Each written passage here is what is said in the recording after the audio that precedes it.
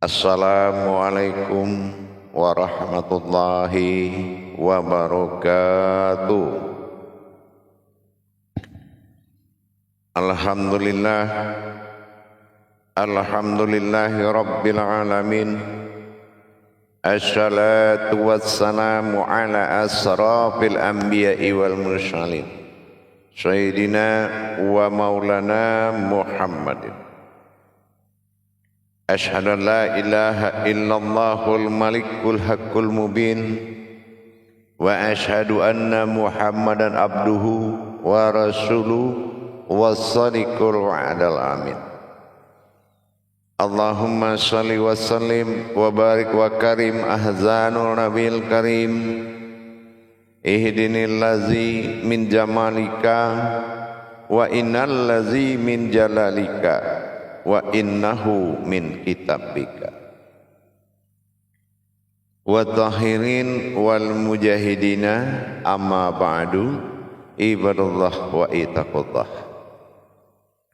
Bersyukur kita kehadirat Allah dengan mengucapkan alhamdulillahirabbil alamin atas segala limpahan karunia, rahmah dan hidayahnya, serta dengan izinnya juga kita dapat menjalankan amanahnya beramal dan beribadah zahir batin dunia dan akhirat. InsyaAllah bertemu lagi dengan saya Guru Mursyid Syekh Nur Muhammad Buya Irwan Maulana Al-Khalidi, Pasaman, Sumatera Barat. Tentunya dalam rangka meningkatkan iman dan takwa kita dalam makom majelis zikir ma'rifatullah, dalam naungan Yayasan Islam Hidayatul Mubarakah Indonesia, terutama dalam makom syiar yang kita banggakan, YouTube Buya Pasaman Timur, yang selalu berbagi wawasan dan ilmu pengetahuan demi meningkatkan keimanan kita kepada Allah Subhanahu wa taala.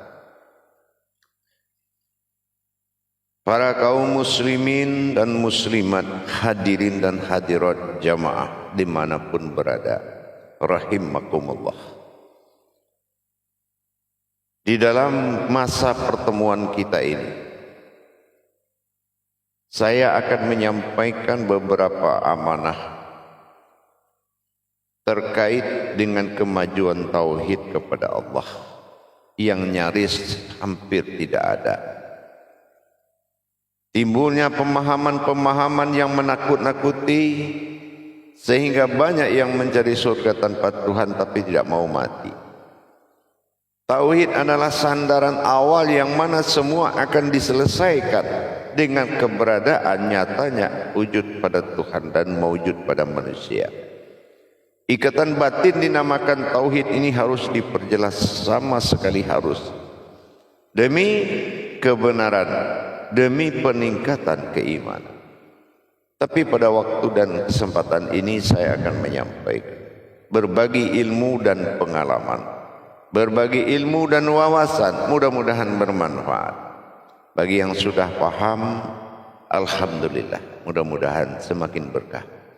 Tapi bagi yang belum memahami, mari kita kembali belajar dan belajar. Tidak ada waktu yang terlambat untuk belajar. Yang akan menjadi pokok tausiah wawasan kita adalah tentang keumatan Tuhan. Karena inilah pokok intisari daripada sebuah perbuatan, yaitu nyatanya umat di depan Tuhan. Hal yang begini selalu disandarkan kepada kemampuan diri sendiri. Maka inilah yang menjauhkan kita dari apa yang ditujukan oleh agama, yaitu mempersandingkan dua wujud ketuhanan dan keumatan dengan berkat satu wujud diri.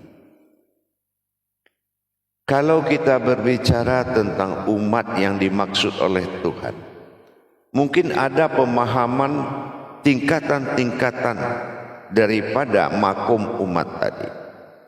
Ada yang menyandarkan umat ini pada posisi tubuh dan Tuhan yang tidak terlihat.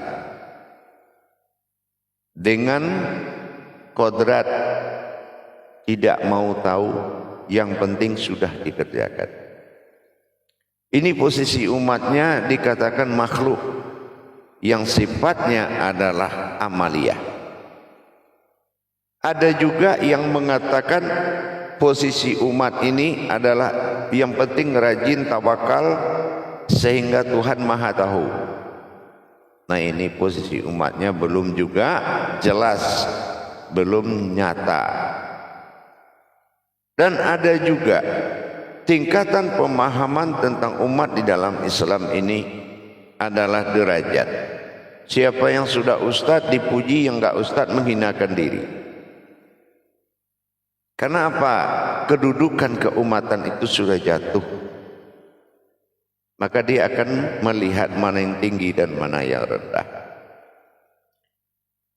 Ada juga keumatan ini pokoknya dengan hati yang baik dia tidak akan pernah berdosa, dia selalu berbuat baik dan dia dapat pahala. Ini namanya suatu keumatan yang beriktikad. Hanya sebuah iktikad. Tapi kembali kita melihat sifat-sifat Tuhan, barulah kita paham apa yang dimaksud umat oleh Allah. Kita lihat seperti contohnya sifat salbiyahnya Allah. Sifat salbiyah adalah sifat Tuhan yang tidak boleh dipakai oleh umat. Contohnya apa? Qiyammuhu binafsihi, berdiri sendiri. Kita ambil salah satu aja contohnya. Kalau berdiri sendiri, artinya di depannya tidak ada yang ada, melainkan dirinya sendiri. Berarti umat yang dia maksud adalah umat yang tidak bersekutu dengan dirinya. Inna lillahi, yang datang dari aku dan kembali kepada aku. Umat itu sangat patuh dan sangat taat. Yaitu apa? Tentu kita harus melihat ke dalamnya. Kita lihat kembali kepada dasar kekutsiannya. Hadis-hadis kutsi yang telah dia sampaikan kepada kita. Syarat menjadi umat Tuhan itu tidak mudah. Hamba Allah, suatu umat yang paling terdekat. Umat Allah adalah umat yang paling dekat dengan dia, yaitu mengatasnamakan dirinya. Mengatasnamakan dirinya, hamba Allah. Kalau kita tanya, seandainya boleh bertanya, ya Allah engkau siapa? Allah akan menjawab, hamba Allah. Terus kita bertemu dengan orang yang tidak pernah kita kenal, kita tanya lagi, siapa engkau? Jawabannya hamba Allah. Ini yang dikatakan umat. Menjadi umat bagi Allah tidaklah mudah, yaitu mendapatkan diri yang memiliki hak ketuhanan. Setelah di diri kita memiliki hak ketuhanan dengan tujuan menjalankan amanah Allah, perintah Allah, tentulah dengan kodratnya Allah. Bagaimana bisa ada sesuatu bertemu Allah 5 kali sehari? Kita harus paham terhadap adab. Mana diri yang bisa berhadapan dengan Allah? Tidak akan yang ada, karena Allah tidak berhadapan dengan sesuatu.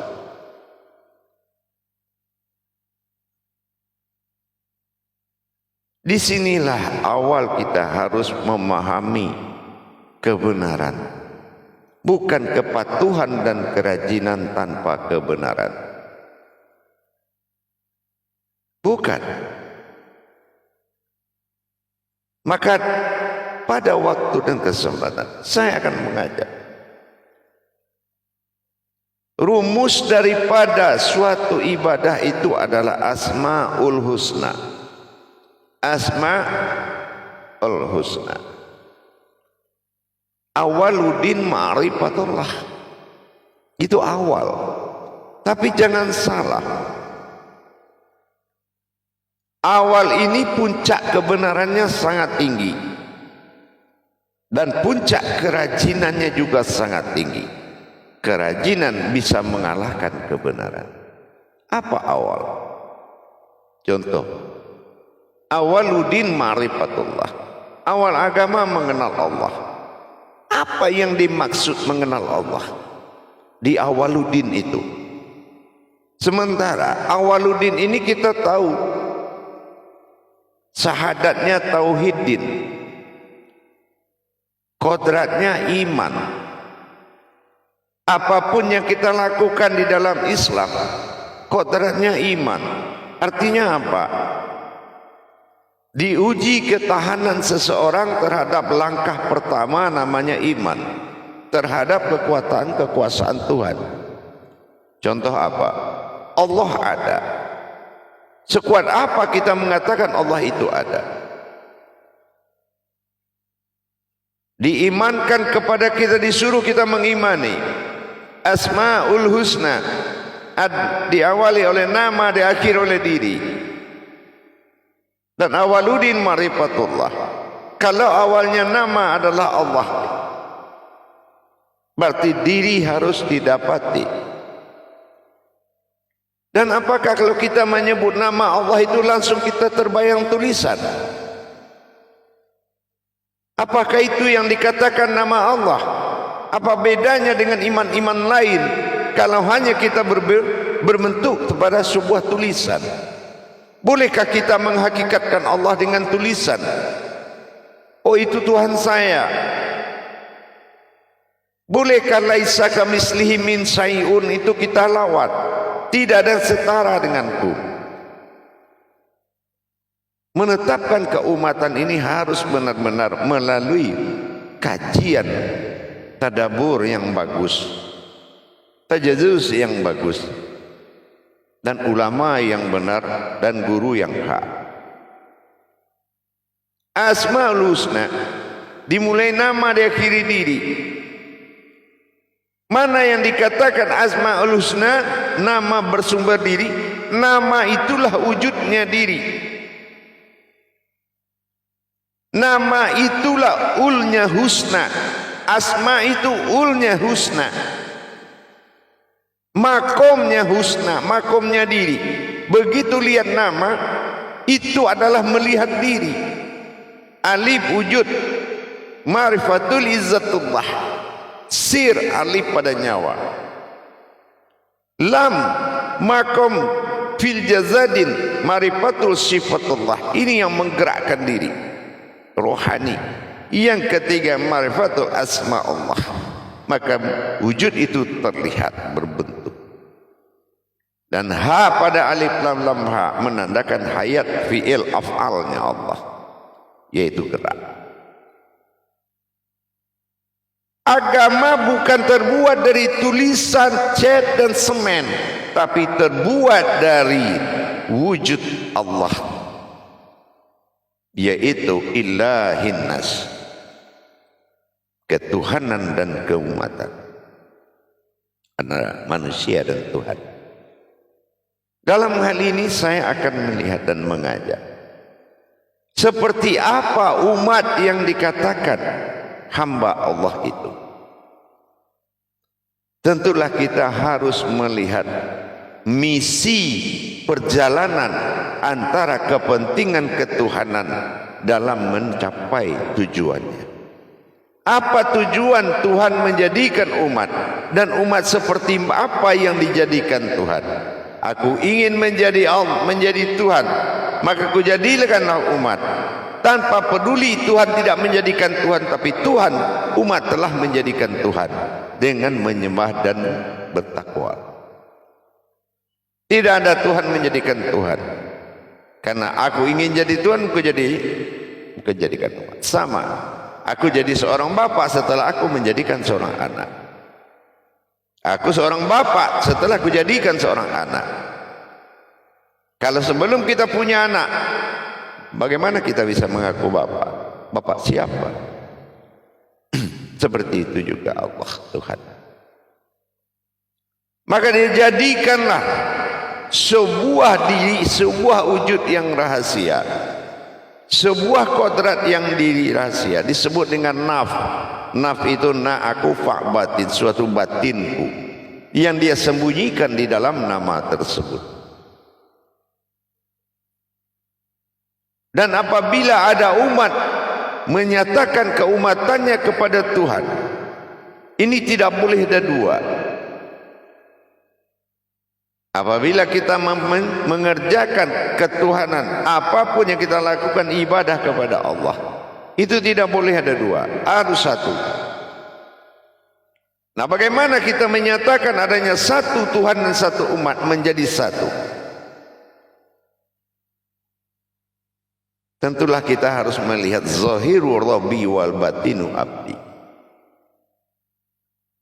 Zahir ini adalah wujud daripada sifat Tuhan, dan batin adalah sifat pengabdian bagi umat.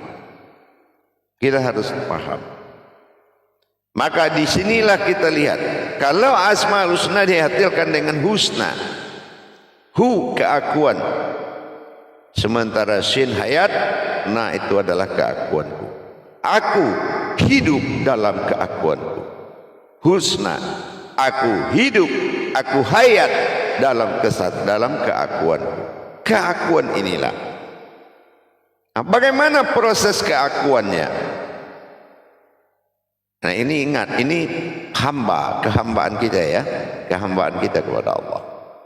Nah, bagaimana yang dikatakan keakuan? Ini yang dikatakan nahnu. Ya. Ini yang dikatakan nahnu. Nahnu adalah kata ganti dari nama Allah tadi, yaitu berupa sebuah wujud. Kata ganti dari sebuah nama berupa sebuah wujud. Ini yang dikatakan diri, Asmaul Husna. Nah, bagaimana dengan berganti sebuah diri tadi? Itu yang dikatakan nahnu. Perlu pendalaman.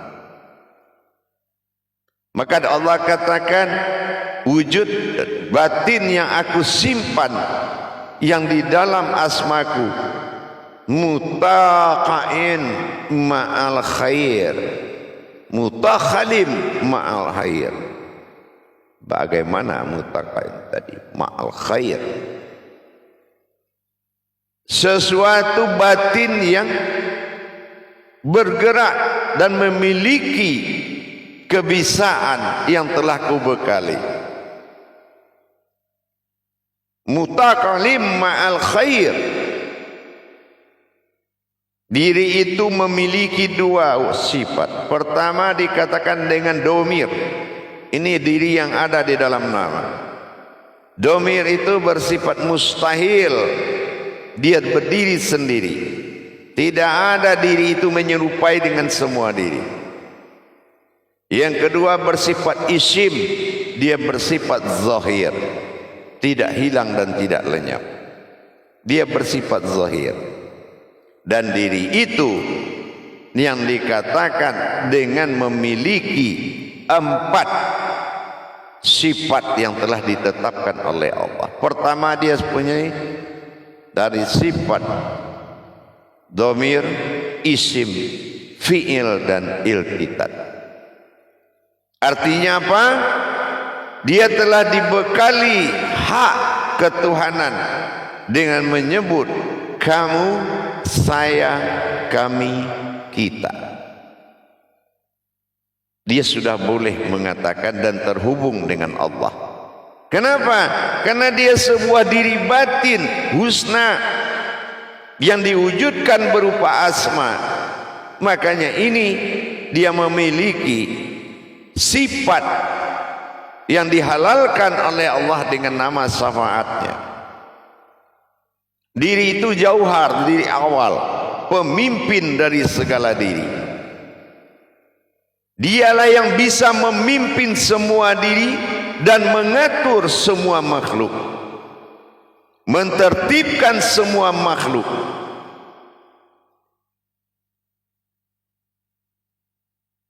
Inilah yang penting kita kaji. Mana diri batin yang tenggelam, sehingga apabila kita memanggil Allah, diri yang bersifat tadi akan hadir. Dan apabila kita dipanggil, maka yang datang adalah Asmaul Husna. Datang nama berupa jasad, datang husna berupa diri. Disinilah perpisahan diri dan jasad terada pada sifat takbir dalam sholat. Inilah yang dikatakan diri nahanu, yaitu pengganti kata Allah yang tidak boleh diucapkan tetapi terlihat. Jadi kalau ingin melihat kalimat alif lam lam ha itu, lihatlah wujudmu sendiri. Terwujud alif dari ubun-ubun yang berlubang sampai hati berlubang dan menusuk kepada ulu jantung. Berdirinya lam alif itu menyatakan zahirnya Allah pada imarifatul izzatullah. Terbentang pada marifatul sifatullah pada jasad, terbentang pada marifatul asma Allah pada hayat, dan marifatul af'alullah pada gerak, menandakan sudah hayatlah aku berwujud pada sifat asma. Tidak susah dalam menetapkan, tapi kalau menetapkan keumatan ini perlu iktikad yang nekat dan beriktikad. Tentunya menghilangkan ragu-ragu.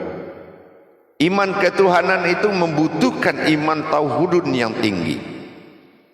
Kalau kita tidak menggeser iman tauhidin kepada tauhidun, maka pengakuan itu tidak akan pernah kekal dalam diri kita.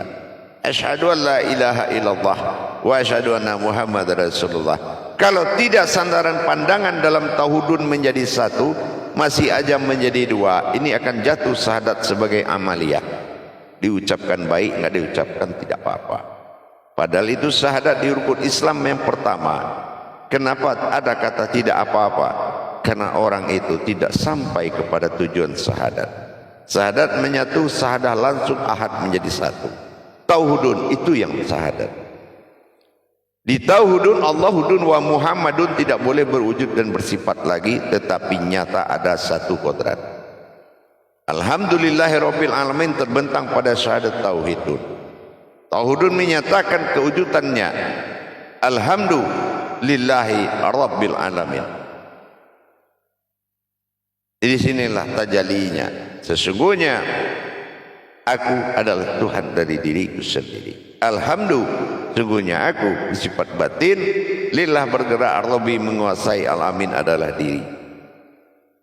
Sekalian alam, alamnya alam diri. Inilah tauhidun. Allahudun wa Muhammadun. Nah, seperti kita lihat dalam sering kita sampaikan. Wa asyhadu anna Muhammadan abduhu wa rasuluhu was-sadiqul wa'dal amin. Jadi kalau kita paham bagaimana kita menyatakan iman tauhid itu. Asyhadu an la ilaha illallahul malikul haqqul mubin wa asyhadu anna Muhammadan abduhu, Muhammad dan abduhu, wa rasuluhu was-sadiqul wa'dal. Pernyataan mendirikan kenyataan diri itu menjadi suatu wujud diri, itu wajib untuk nyata. Mubin itu nyata. Jadi dengan demikian, setelah kita mengenal suatu sifat nahu dari husna tadi, nah keakuan hu adalah aku, nahu hayat dalam satu kodrat, shin naik husna, maka jadi dia hayatlah aku dan keakuanku pada suatu diri yang dinamakan nas. Ini yang dikatakan husna. Inilah bagaimana kita menaikkan dan memunculkan, membangkitkan Malik Yaumiddin, ya, mentajalikan hakikat ketuhanan pada diri. dalam menjalankan perintah. Apa perintah? Mengurus segala makhluk.